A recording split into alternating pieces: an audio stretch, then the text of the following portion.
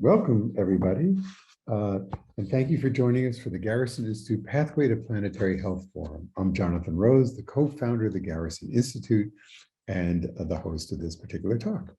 Before we begin today's sessions, let's just go through a few logistical items for our gathering. We're on a Zoom webinar, so participant audio and videos remained off during the webinar. Please direct any questions to the Q&A box below, and I will try and integrate as many of those as I can into today's conversation. We're recording these sessions, and you'll have a chance to review the recordings, share them with friends, and post them on your Twitter feed and anywhere else you want to share them. And you can also see a schedule of upcoming programs at www.garrisoninstitute.org. This interactive online event is part of our Pathways to Planetary Health Forum Spring Series 2022, which explores 4 pathways to planetary health. Half Earth, which is E.O. Wilson's idea that we need to preserve half the Earth and its biodiversity. Ecological civilization, which is that everything that humans do should be built in an ecological framework, whether it's energy, cities, agriculture, etc. Regenerative economics, which is in some ways the focus of today's conversation, which is that if our economic system also has to support regeneration rather than degeneration. And the common good, which is the belief, the understanding that we're not just in it for ourselves, we all have to be in for the collective good, or civilization will not survive. Today, we're going to explore the role of private enterprise in achieving planetary health. And the person to help us do that is Tensie Whelan. Tensie is a clinical professor of business and society and the director of the Center for Sustainable Business at NYU Stern School of Business, where she's bringing her 25 years of experience working on local, national, and international environmental and sustainability issues to engage business in proactive and innovative mainstreaming of sustainability.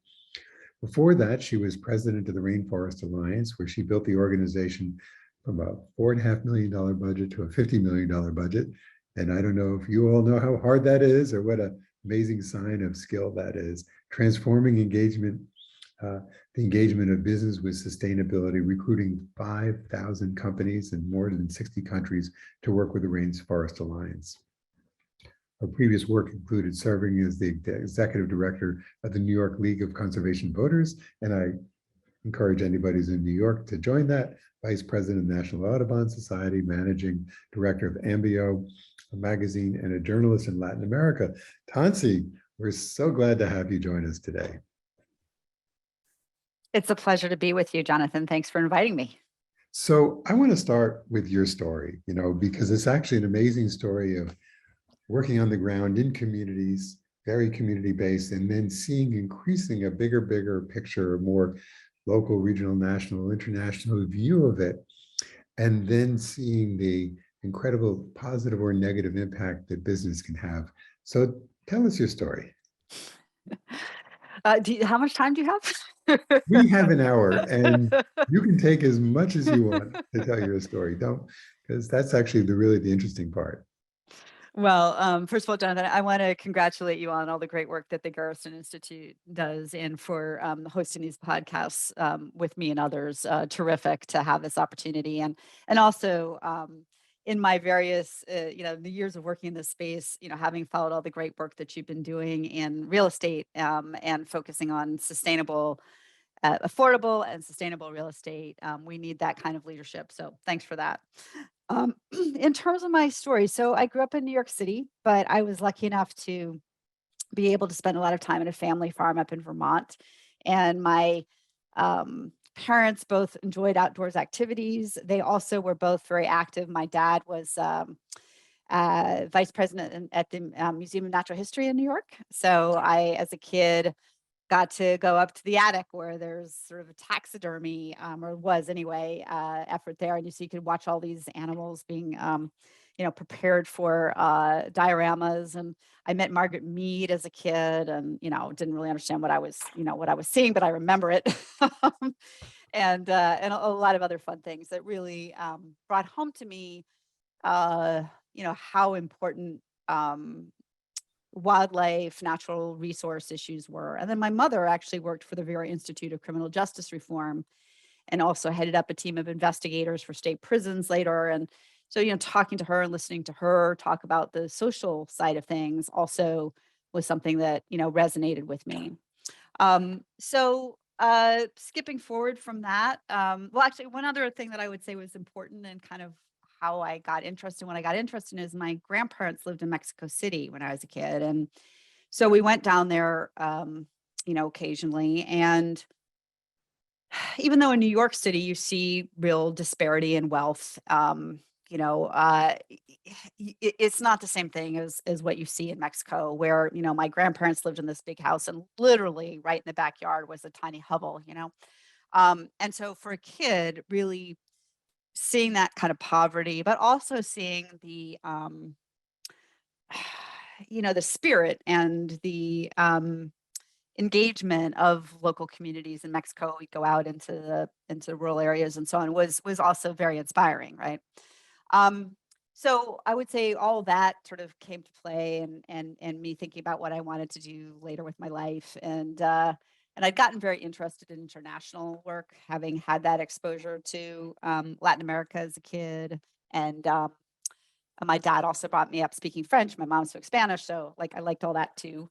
And then so my first job out of college was working at the Gallup poll, where I got to I ran the Gallup Youth Survey, which was really fun. And which was also, I had this great mentor who every time I wrote up the release for this, it came back completely covered in red.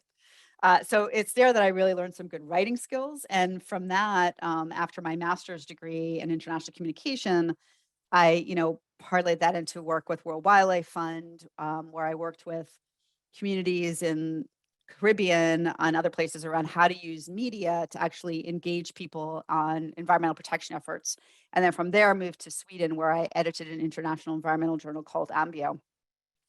When I was doing that, amongst other things, when I was in Sweden, Chernobyl happened. And for those who weren't alive or don't remember, Sweden was the first country to recognize that there was radiation happening, and they actually thought it was their nuclear reactors as they saw it, the radiation in their territory.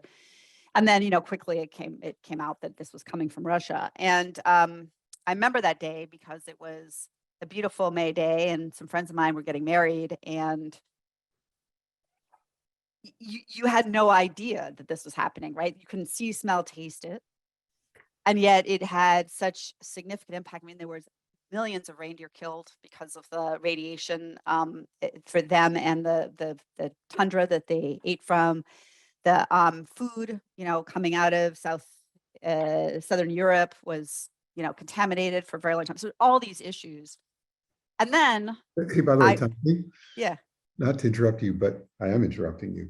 So just about 10 minutes ago, Putin's forces captured Chernobyl, which is idiotic, but anyway, I mean, why they want to control exploded nuclear power plant and radiation zone, who knows, but anyway. So sorry, so keep going. Yeah, no, I mean, yeah, who knows?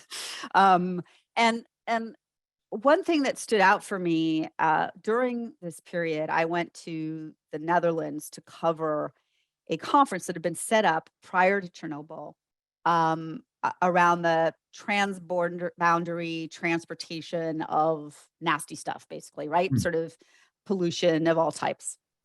And so there was, at that point, it was a Soviet delegation, Chinese, American, blah, blah, blah. And they weren't talking about Chernobyl. I was like, so I went over to the American delegation and I said, why isn't this coming up? And he said, well, if we do, then the Soviet delegation will leave, and we don't want them to leave because we want to try to move this stuff forward. So we're not going to bring it up. So that to me was just really illustrative of kind of the challenges that we have around these issues of sort of realpolitik and how we're going to tackle this stuff if you can't even bring up something that has such massive impact for political reasons. And so from there, I went to Latin America and worked as a journalist on environment and development issues. And this was at a time when the Contra war was happening. So we had the Nicaraguan Honduras conflict. Americans were supporting or opposing the politicians who'd taken over in Nicaragua from the dictator Somoza before, Ortega, who's now become his own dictator, but back then he was not a dictator. So at that time, despite this war, there was the beginnings of a real movement around land preservation and sustainable development in Latin America. So even in Nicaragua, I was there when they created their kind of first park systems, right? They were creating ministries of environment for the first time. Costa Rica had already built a beautiful park system, but this was now becoming something that we saw all around the region. And so that was sort of a very interesting contrast for me for looking at young countries young in the kind of developed sense, with war, but look at how much they were accomplishing versus what was going on in Europe, where we couldn't even talk about Chernobyl for political reasons. So that was a fascinating time to work there in the region, and covered sustainable development and ecotourism and other topics. And I am going a little bit too long, but one thing I will say is that was what was so fascinating about it was observing how first world NGOs would come in. So at this time we had, we had challenges around, we've had for a long time, rainforest deforestation, right? And at that time there was a growing focus on the fact that cattle was causing this deforestation. And so there was a big embargo or a big boycott against McDonald's and others by NGOs in the US. So what happened was McDonald's decided to pull out of Costa Rica as a result of that campaign. But the reality was that pulling out didn't fix the problem. In fact, it made it worse, because the people who were dependent on ranching for their livelihoods to put food on their kids' tables, right, now we're forced to move to slash and burn agriculture. And so it was the arrogance. So what I learned from this, sort of the arrogance of, NGOs who weren't wrong about the problem, right? They were correct about the problem, but they were wrong about the approach. And that people aren't cutting down forests because they're bad people. They're cutting down because of their pressures on them to do that. And so what we need to do is come up with ways to ensure that they have sustainable livelihoods and that those resources will be there for them forever, as well as for all of us. So these were some of the trends that sort of influenced me and in my work, and particularly when I came to Rainforest Alliance. So I can stop there and, see where you want to go next. So what was interesting about Rainforest Alliance is a lot of its growth. So the environmental world at that time was oppositional, as you said. They opposed McDonald's buying meat from South America. But there was an interesting counter movement, and there were a few people, and you were one of those leaders, who started moving into being relational instead of oppositional and saying, what can we do together? So let's just talk for like maybe 5 minutes about so how you built this network of 5,000 companies. What did they do? And what practices did that change? How did it make the world better? So Rainforest Alliance, actually, and this was before I came, but Rainforest Alliance came up with the idea of boycotts rather than boycotts, and said, how do we support, for example, sustainable forest management? So working with World Wildlife Fund and others, they designed the first forest management standard, with the idea being that you could use markets to affect change, that if you gave people and businesses an opportunity to buy from sustainably managed forests, that then you could direct financial flows into those areas and away from problematic activities. So that then led to the Forest Stewardship Council certification.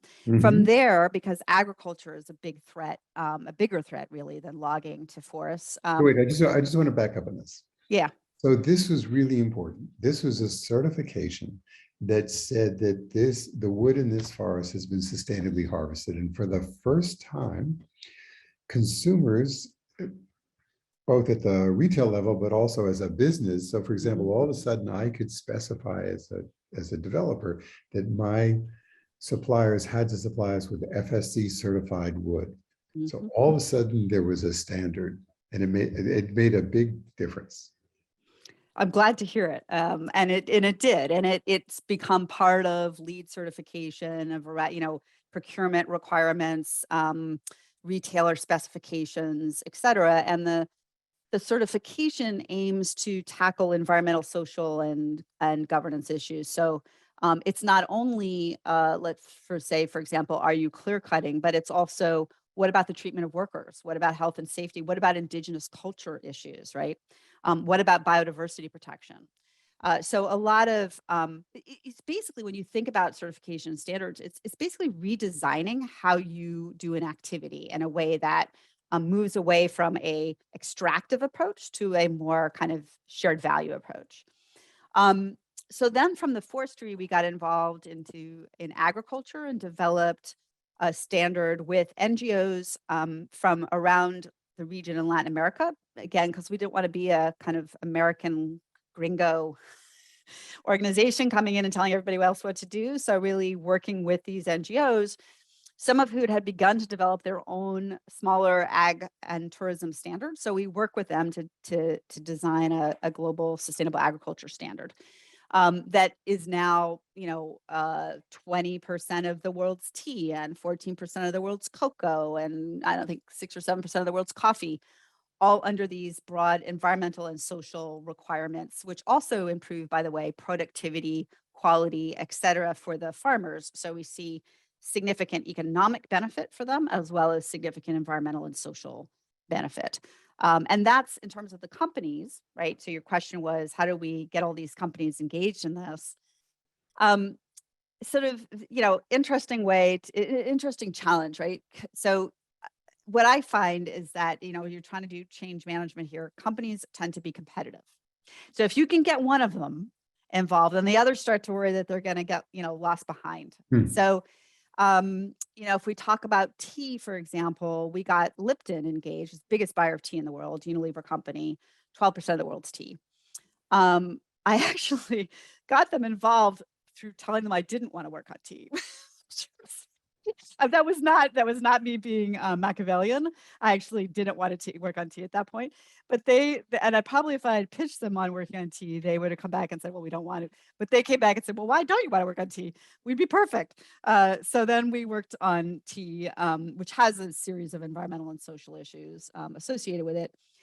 After we got Lipton on board and they started to take market share away from other companies, we started to see Tetley's and Twinings and Taifu and the Ethical Tea Partnership and everybody else get involved in this whole kind of movement around improving the sustainability of the tea sector. So wait. So you said after they started taking market share. So do you think that did they think that the sustainability commitment actually improved their market share? Yeah, they saw that in the UK, for example, with their PG Tips products. That and Lipton, I think they took some market share away from some of their competitors for a period of time. I mean, there's this market leader advantage that we see pretty consistently, Right. as well as an ability, which some of our research we've been doing at Stern shows ability to charge a premium as well. So there really does make ecological sense and business sense. Yeah, exactly. The ecological, if you look at, there's 500,000 small tea producers in Kenya. And they have, it's a really important cash crop for them. They pay education, shoes for their kids, et cetera. They're organized really well into sort of factories that 20,000 farmers per factory. So I met with a lot of them and, kind of when you bring, one of them wrote me a poem about frogs. It was adorable because frogs are like the Rainforest Alliance mascot. And he was talking about how like bringing biodiversity back to the farms brings the frogs back and so on. But what we saw is that as they saw better agronomic practices and really learn that for themselves, it becomes their program. It becomes a new way of thinking, and they're very proud and excited about it. And that's also that kind of mind shift, and also recognition on the social side, because a lot of times you're using contract labor and not treating them very well, and that's also something that like. If everybody's doing that, then you've got to do that in order to be competitive. But if everybody's changing that practice, then it gives you the opportunity to change it, So just, I have so many stories, Jonathan, about these kinds of changes, which is just so rewarding to see.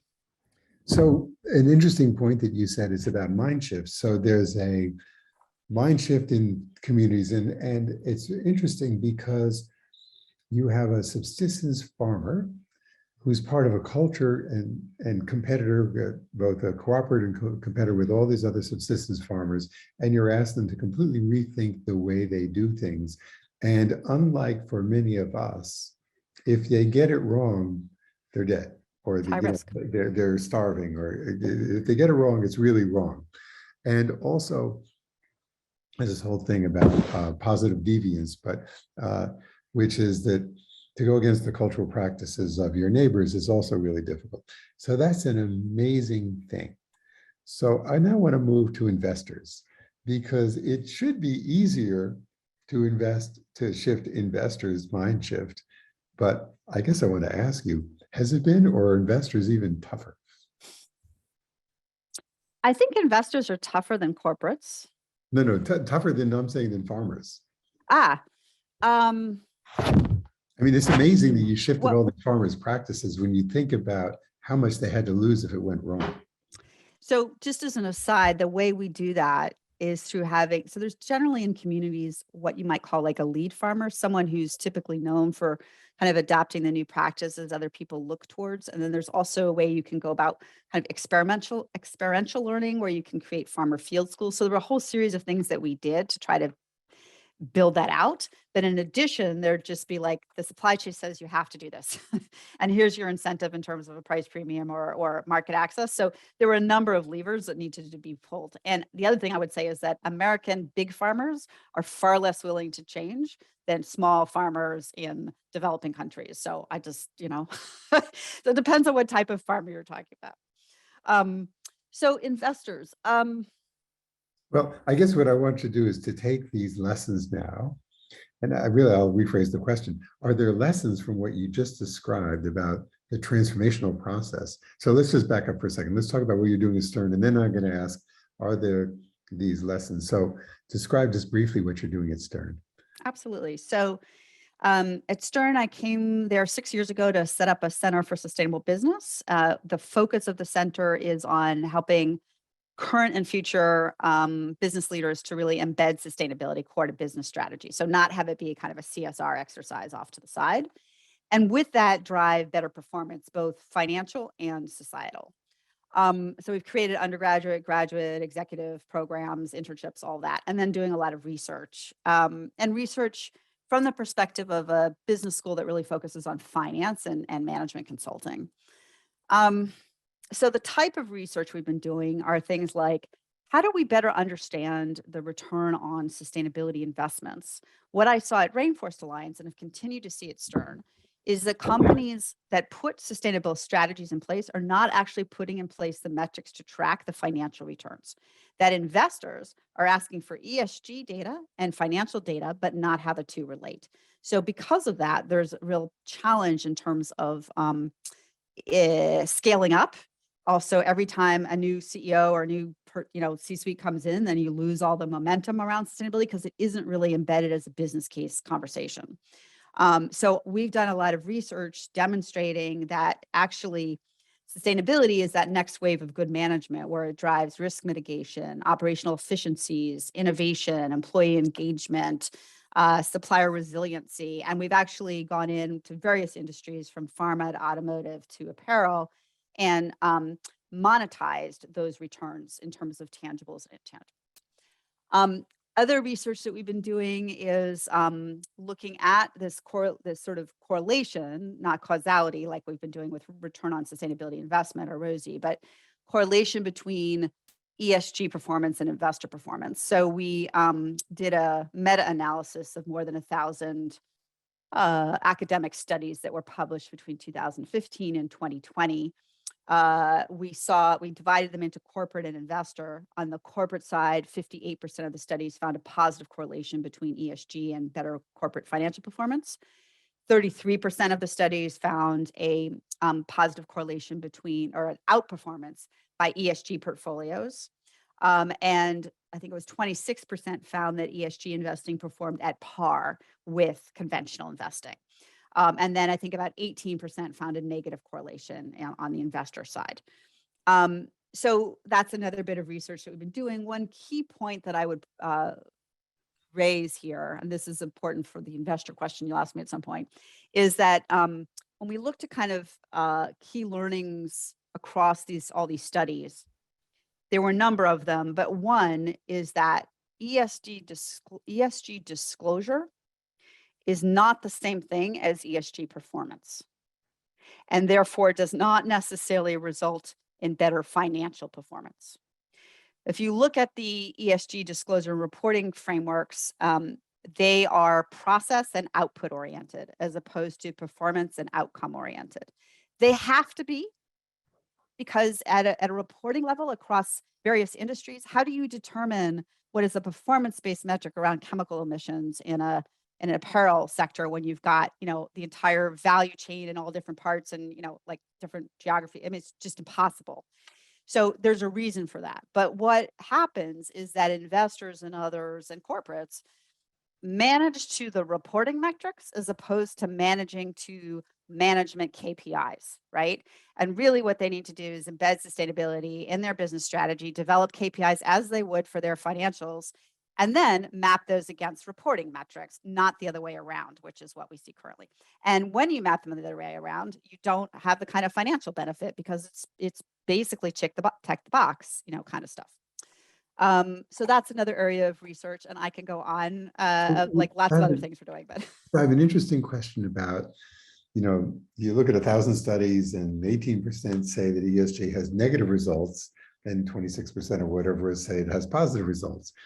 So I think it'd be really interesting to look at the biases of the studies, like who did them, and because my theory is people more or less, they have a hypothesis and then they go out to prove their hypothesis.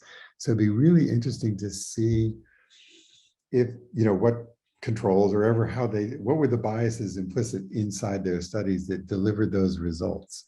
So I would say there's a problem that runs across all of them, negative or positive.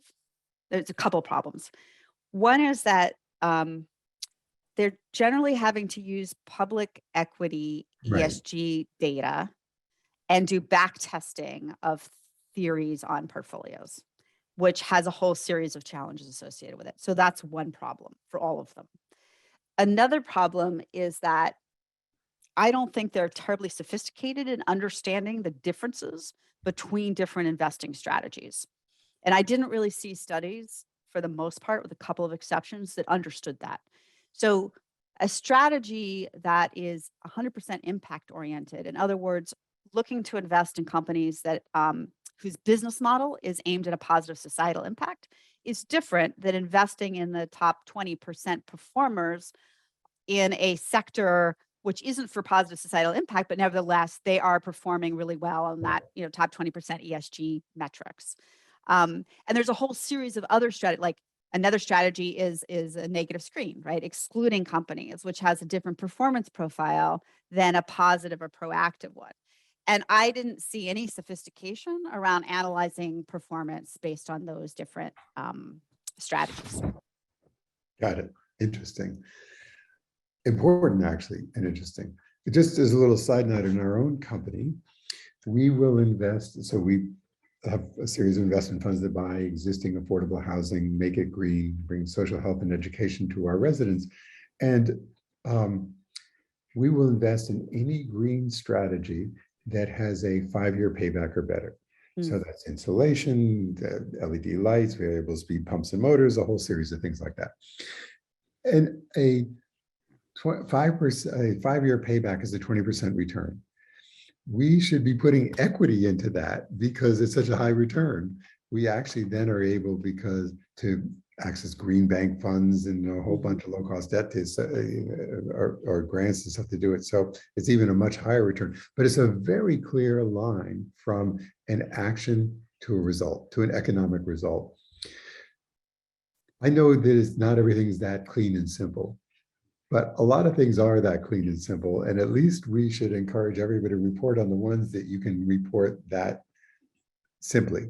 So I'm going to raise another one, which is interesting. But can I ask you, am I allowed to, because I'd love for you to give us an example of like a particular investment and how it did and how that worked and how you designed it. I think would be fun for folks to hear. Okay, so when we buy an existing building, there are many things that will drive it's economic performance. So these are fully leased, cash flowing, affordable housing projects. So one thing is, let's say we buy a project who's coming near the end of its affordability, like it was 29 years old and had a 30-year commitment to be affordable. So we're buying it to be good guys and preserve it. Somebody else could have bought it, raised the rents, kicked the poor people out 1 year later. We will go to the local community and say, if you'll give us another 20-year, if you'll give us a 20-year real estate tax abatement, we'll commit to be affordable for the next 20 years. So and that's much less expensive for the community to give a tax abatement than to build new affordable housing. It's a good thing for them. Most communities have actually a vehicle for the whole state of California, for example, it's a vehicle for doing that. And so it's a win-win. It's achieving a positive social outcome and has a clearly defined economic benefit.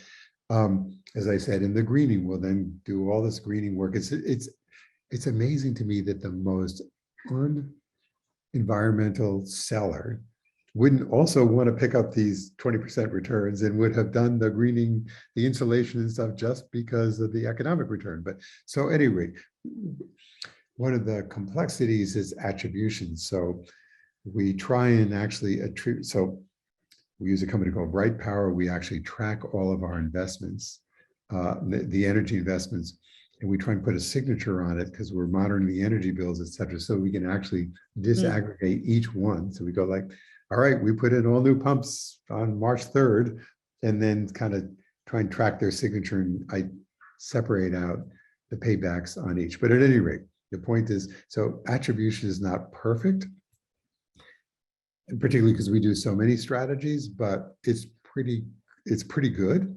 And and the attribution is really useful for us, so we know what to do next with the next building. So it's very, and the investors really appreciate this level of information. So it's so useful for us to know, to plan what to do. It actually helps us underwrite a new acquisition because we can figure out where the levers are that we can then use to optimize the outcomes. And I guess that's the last point, is we never are looking to maximize the outcomes, we're looking to optimize. And we think that there's a world in which you can be making the social and environmental outcomes and your economic outcomes better.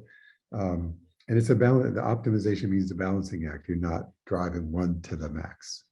I love that distinction: optimization versus maximization, right? Value creation rather than value extraction. Right. It's great, and I think, unfortunately, not enough investors have the kind of background experience that you do to see the opportunities. So there remains a heavy degree of skepticism and a belief that one can't generate sufficient returns through that kind of do good. I don't think it's do good. I think it's good business, but do good approach according to them. So I think your example is important. So we are seeing the investor world becoming very informed with this. And I have a sense the investors are pushing the companies. And one of my senses of the best outcomes from COP26 was that all these major banks and investors said, we are going to have more rigorous climate impact reduction expectations of the companies we're investing in. I don't know if did that. Yeah, absolutely. I think what's really useful about climate, if you remember before I said things are challenging because we don't have a common benchmark, but in climate, we have the net zero Paris Accord commitments with very specific ways that you can assess how much a company or a portfolio is generating against that. And then you can set very clear kind of globally benchmarked reduction plans. So I think that clarity is super helpful for moving things forward. That said, I looked at the Glasgow Alliance for Net Zero and tried to figure out what it actually was they were going to be doing, and it's still pretty vague. So, but we see these huge commitments, which is terrific, by big financial institutions, 100 billion here, 100 billion there for energy, sort of clean carbon transition activities. And yet like the work that you're doing, where you're kind of putting things together in a more strategic way. In our work with Invest NYC SDG, which is an initiative around scaling up investment in the SDGs in New York City, what we're seeing over and over again is that the big financial institutions want everything all wrapped up in a pretty little bow for them to then go make their money off of. And in fact, these projects require a lot of engagement to figure, there's different players, there's different needs, as you pointed out. And so there's a fair amount of time to invest to make it kind of quote unquote finance ready, when actually you need financing prior to it being finance ready for a big financial institution. So I think there's some work for them to do still in that space. And in your executive education and other courses, are you training executives on? So yeah. Okay, so wait, now here's where I want the through line, if you can find it, from the training of the farmers to the training of the executives. Yes. So for farmers and executives, while everybody as an individual cares about the future for their kids and grandkids, doesn't want to be polluting or making things horrible, treating people badly, they tend to not forget about that, but sort of put that aside as they've got their business hat on, whether they're a farmer or they're an investor. So one of the ways to engage them is to show them how they can be both, how they can be a farmer and an investor, as well as somebody who's going to move the needle on issues that are incredibly important to them and their families and to the future of the world. And so you need to then identify the business case. For farmers, you're going to have increased productivity. You're going to have market access, right? You're going to have higher quality product. And by the way, this is something, that's important for, your patrimony, protecting the wildlife on your farm. I mean, we would get these tough guys with their machetes, like competing with each other about how many endangered bird species they were protecting on their coffee farms, which they never even thought about before, right? So you can do that type of transition as well, but you generally can't start there. You have to start with that kind of economic argument. And I would say it's true for investors. Showing them the path to an investment situation that will give them the returns that they need, but also broaden out in terms of new opportunities for them. One of the fascinating things that we're seeing in the, and it's not necessarily a good thing, but as in the investment space, a lot of investment has moved to passive investments, which means the loss of fees for active management for asset managers. So what we're seeing is, yes, there's been a lot of introductions of passive funds and ETFs, but also there's been far more introductions of actively managed funds for ESG and sustainability, because they're seeing this as an opportunity to get some of those active fees back, which I think they deserve if they do it well. But I think a lot of them don't yet have the expertise to do it well, and in which case you'd probably be better in an ETF. But anyway, that's an aside. Very interesting. Okay, so a question came in, and it was actually on a subject that I want to move us towards, which is standards. So I spoke earlier, you spoke about FSC, and I said how important that was literally to the whole construction industry. And all of a sudden, if LEED requires it, in some ways it makes it simple. You want a LEED building, LEED requires that your wood products be forest certified, and you got the certification, all of a sudden the supply chain has to accommodate it, and it shifts behavior. Fantastic. Okay, so question is about the Sustainability Accounting Standards Board. SASB has been messing around for years to develop something. And so the question is, would you recommend an investment management community accelerate? So there's, I think this question is saying that the SASB is kind of going slow. So what would they do to accelerate a richer and more widely used qualitative and quantitative disclosure regime? Well, SASB is now part of the IFRS initiative to create an international sustainable standards board, in conjunction with the International Accounting Standards Board. So SASB and also TCFD, which is a task force on climate related disclosure. So a very specific climate standard. Both of those standards are working with the IFRS around the creation of this global standard, which I think is a great development because it doesn't really help to have kind of regional or standards.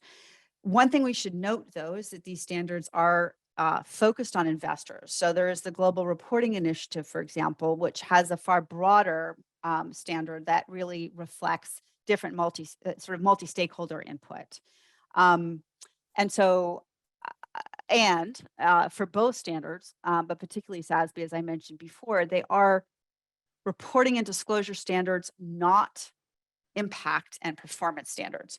So even when we get to an international standard with IFRS, which I think is really important, we have to think about it in the context of this is reporting, not this is impact or outcome or management directed. So let me give you an example.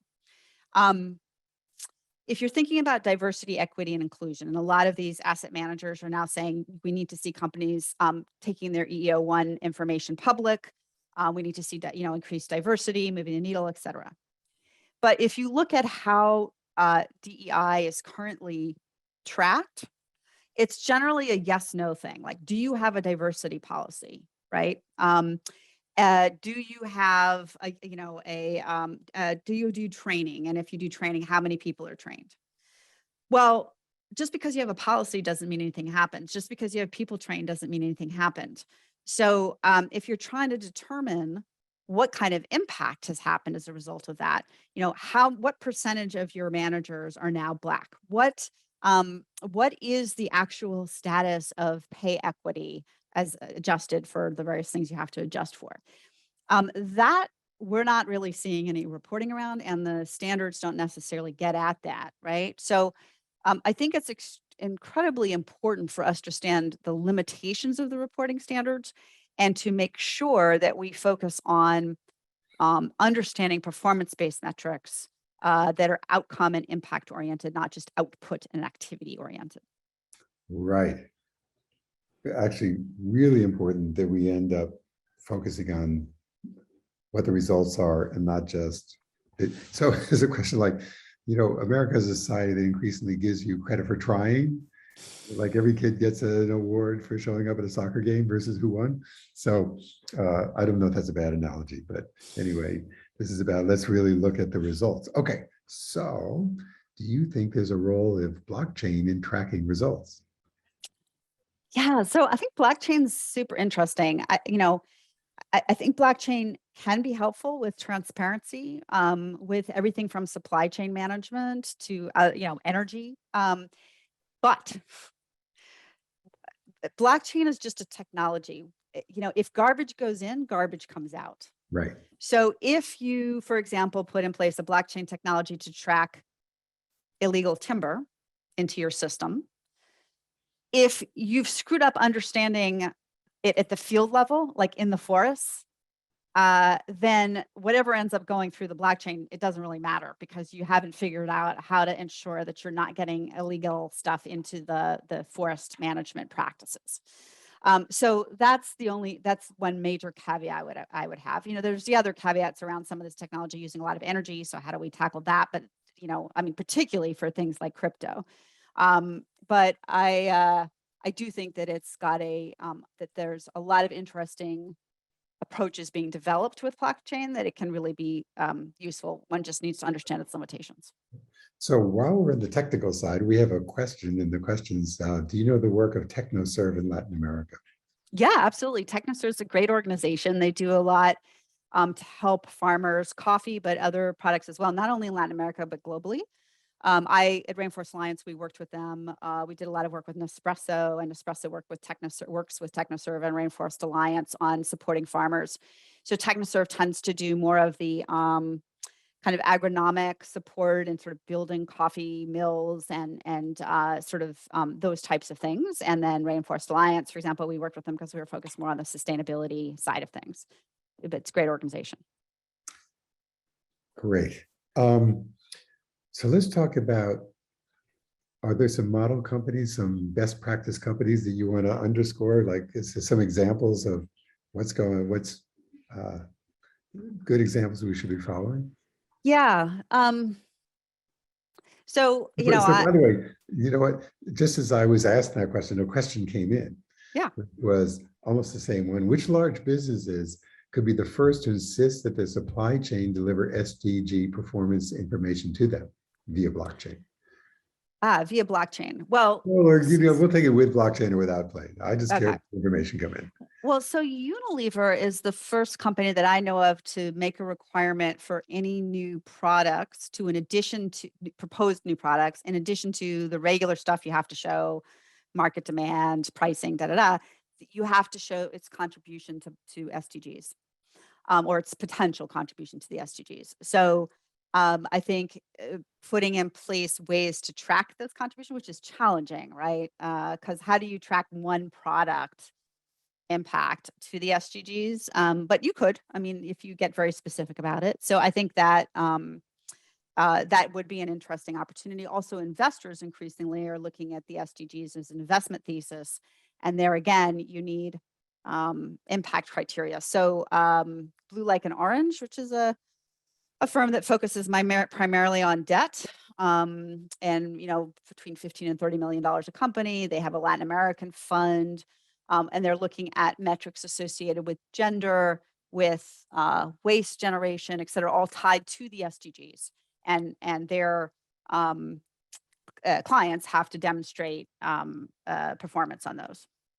So we find the SDGs too general to really report against, and in a way too easy to report against, because if you're doing relatively good things, there's lots of SDGs that you're touching, but and in some ways there's no weighting or quantification system. Is somebody working on some way of actually quantifying? Yeah, there's a World Benchmarking Alliance that is looking at how do you define better impact metrics associated with the SDGs. There's also, I think the Global Impact Investing Network has developed some metrics that can be used for, in the SDGs. I agree with you to a certain extent, but again, this goes back to me for that mapping. Like, so for your company, you have some material ESG issues that you have an impact on, right? That fall within the SDGs. So as you said, you can map them broadly. And so then the next question is, what are the SDG targets for, in New York City, what the city's trying to address, which are much more specific, that your company, in terms of its real estate and investments in New York City, can contribute to? So if you take it down to that level, you probably could find specific targets to report against that would, support a thesis. Got it. All right. Now I want to take you to one last big subject, which is about capitalism itself. So the current capitalist system, as it's currently constructed, because it doesn't, a lot of what we've been talking about are actually patches to try and figure out how to take into account externalities, which aren't really externalities. They're direct effects of investments or activities, but we call them externalities because we have this artificial boundary of like what's in a company and what's outside of a company. But it's led to increased inequality, and it's led to climate change and biodiversity loss and a whole bunch of other things. So how does capitalism either need to evolve or replace, or there's a lot of talk about fixing capitalism. So I want to know your talk about fixing capitalism. Oh, gee, just a small question, Jonathan, that, I can solve for the next 10 minutes. Thank you. I actually want to hear your response. So as I want to go back to you, but so how do we fix capitalism? As you said, a lot of people are thinking about this, so we're saying, all right, one key element of this is we need to move beyond the shareholder primacy focus to a broader stakeholder, which is basically what you were describing when you were thinking about your affordable housing, when you're describing your affordable housing, well, that you were thinking about other stakeholders and kind of what was beneficial to them as well as to you as the company. So I think that managing for stakeholders as opposed to shareholders, managing for longer term results as opposed to short term, which then drives things like share buybacks instead of investment in your people, right? So I think also the investor focus on labor and treating labor as an externality, really, like get it off your books because it's your most expensive thing. So let's outsource it, offshore it, underpay it, do whatever we can to it. We're negative to it. We're seeing the fruits of that right now as everybody walks away from those lower level jobs, and companies aren't actually able to function. If you look at a Domino's pizza, they have up to 150 and 200% turnover. They treat their people like crap and they pay them low, and they're having to hire 180,000 people a year for 114,000 positions. Okay. Wow. Think about the money and time wasted. And also think about they have very low customer satisfaction. And because of that, they actually have to do their free pizza offer. If you don't like your pizza, you get, so it takes a month for someone to be trained to produce a good pizza quickly. So you've lost the person after a month. So you've lost everything that you've invested in that person. Like if you're just thinking about it from a profitability perspective, it's stupid. Right. So I think this shift, that sort of capitalist approach of like, let's just only focus on the profits, that is shifting as the problems we've created becoming very clear that they're having bottom line impact. The other part of it, and then I'll stop and turn it back to you, there's so many different elements, but another piece is just our consumption model, right? If you look at economic development, you'll see in that kind of plot graph that the more developed you are, the more natural resources you use and the more waste you generate. Obviously, the United States can't be telling Bangladesh that Bangladesh can't develop. That's completely unacceptable. So how do we decouple from natural resource use and waste generation in order to ensure that more people have a better quality of life? And that to me is like a huge business opportunity to do that, right? That's how you can create a capitalist approach that actually can build a solution there. So anyway, a little bit of a rambling answer because there isn't an easy one. So just a second, I'm going to post something. And I would love to hear, Jonathan, your thoughts. Like I know regenerative capitalism is something that you're looking at, and that's another area, sort of way of thinking about beyond sustainability to like how do you actually make things better. And then you left them, and there's real focus that in areas like agriculture, right? So I think there's some, but it's complicated, and people really don't understand what they're doing yet. As my 2 cents on that. So it is complicated. So I wrote an article in the Stanford Social Innovation Review, which I just put in the link for people. By the way, our team has been doing a fantastic job. I encourage you to look at the links. It's like a whole library now of great things to read. But so I asked the question, if we're going to have a regenerative economy, we need regenerative businesses to be pieces of it, and what are attributes of them. And the first one is, so I have 7 P's. So the first one is the idea of paradigm or worldview, framework, mental model. Danella Meadows, in her famous essay on leverage points, says really having a paradigm is the most important element. And we need a paradigm that shifts from the individual actor, whether it's a firm or a individual, to relationality, to collective, to seeing ourselves as parts of wholes, which is how ecologies work. And the second one is companies need a very clear purpose. And we are seeing, by the way, that companies that have greater purposes, even pizza companies, the greater purposes have lower turnover and more loyalty, customer loyalty, and better output, and they're more resilient to stresses. And so there's a whole lot of work that shows how important purpose is to businesses. And the third one is you can have a great purpose, but you need products too. I'm going to raise one that to me has always been a conundrum. I love Ben & Jerry's ice cream.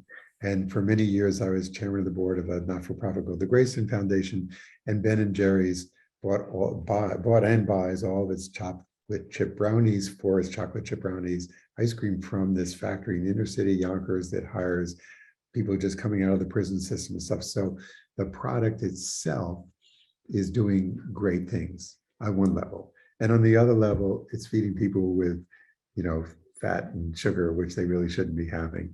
So there's no such thing as a perfect product. But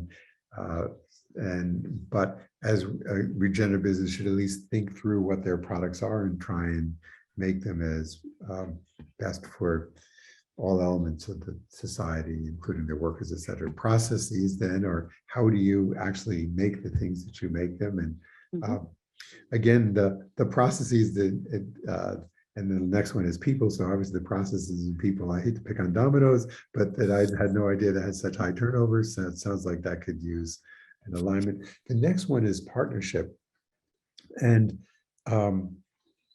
it's really the idea of moving from a world of competition to cooperation. And in between is this wonderful world called coopetition. So for example, in the tea world that you just described, there was an alliance of tea companies who all compete, but who agreed on a common standard. Again, if you're moving to systems thinking, you gotta, one company or one person doesn't make a system. So you need to actually create these partnerships, these larger relational organizations that from in a partnership mind. And the last question, which to me is really the most challenging, has to do with profits. And profits have to do with ownership. And ownership, so I want to tell a classic story in the founding of America. So when the English first came to Jamestown, they came with a very clear view to exploit. They were coming here to figure out what, a land that they could conquer, and it was part of it. It was part of an imperialistic worldview. And but they came with no skills, and they'd run out of food, and just like at Plymouth Rock, they didn't really know what to do, and the Native Americans fed them and took care of them. But the Native Americans came from a non-ownership, completely relational and reciprocal economy and society. And the English didn't. So the English went, thank you very much for giving all this stuff. We now want more. And they didn't give anything back. And the result was, in the end, a war started, conflict started, because the Indians were offended that their worldview and the relational culture and the relational ethics were not honored. I tell you this because of these two very different worldviews. We have a worldview about profits that I earn the profits, they're mine. And we have a claim system on that, of investors or owners, and we treat it as though it is a law like gravity. Gravity is kind of a universal law across all of Earth. But in fact, how the benefits of a system are shared, there are many, many models, and there have been hundreds of thousands of models throughout history in different cultures. And my sense is our current model is insufficient to meet the challenges of income inequality and racism and biodiversity loss and climate change. And if we're serious about addressing those issues, we have to be serious about thinking about who are the contributors and who are the beneficiaries, and how should a system's wealth and be distributed. Yeah. I don't have an answer for it, but I feel like it's a really important leverage point.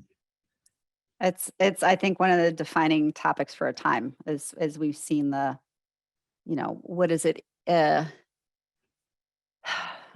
85% at the global level, 85, something like 8% of the world controls 85% of the wealth, right? So there is, and you look at this in a microcosm at a particular company, and the CEO is making X, and the frontline workers making nothing. So, and yet, even the people who don't benefit from that system have so bought into the mentality that if you work really hard, you will get to be that CEO who makes more money than God, and therefore it's okay that they're making more money than God, even if you don't ever get any of that money. And we, so to me, it's a whole, it's a socialization problem, because actually people start talking about, when you even sort of try to address it, you're like tagged with communism or something, so like it's a massive rethink needed to tackle that issue, but necessary. And I think we're at time. If we're at the end of time, I'm just scanning. Because I actually have a 3 o'clock. I'm sorry. Okay, so Tensie, thank you so much for this fascinating conversation. that somebody's asked the resources in the chat be shared with everybody, and we will do that. And thank you so much. We look forward to more engagement with you. Thank you, Jonathan. It's a pleasure as always. Thanks for stretching my mind and your listeners as well. So take care. All right. Bye. All right. Bye-bye.